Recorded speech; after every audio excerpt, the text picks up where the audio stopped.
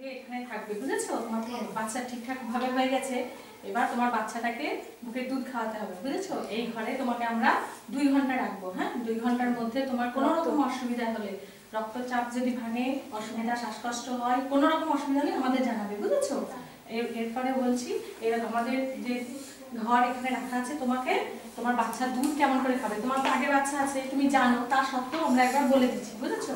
বাচ্চাটাকে নিতে দেখবে আমাদের একটা ছবি আছে, বুঝেছো?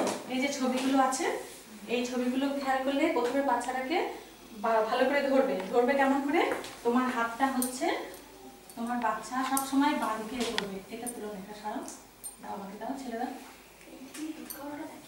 দেখাবো না, জাস্ট দেখানো, তুমি দেখবে। তুমি বাচ্চাটাকে এখানে রাখবে, বুঝেছো?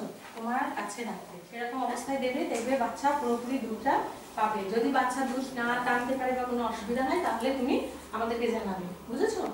তুমি একা একা থাকতে পারবে না, তোমার বাড়ির লোককে ডেকে দেবো, মাকে ডেকে দেবো, ঠিক আছে?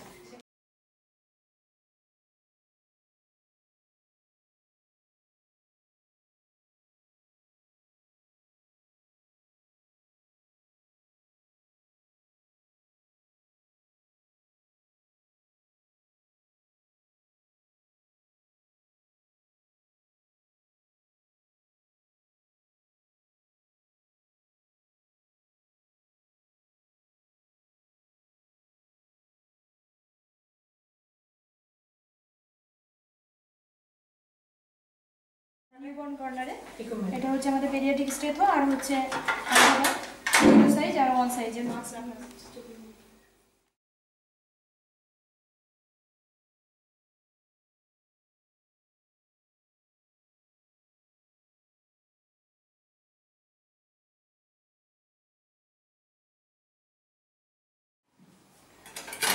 ট্রেতে হচ্ছে আমাদের এরকমভাবে আমরা সেট আপ করে রেখেছি।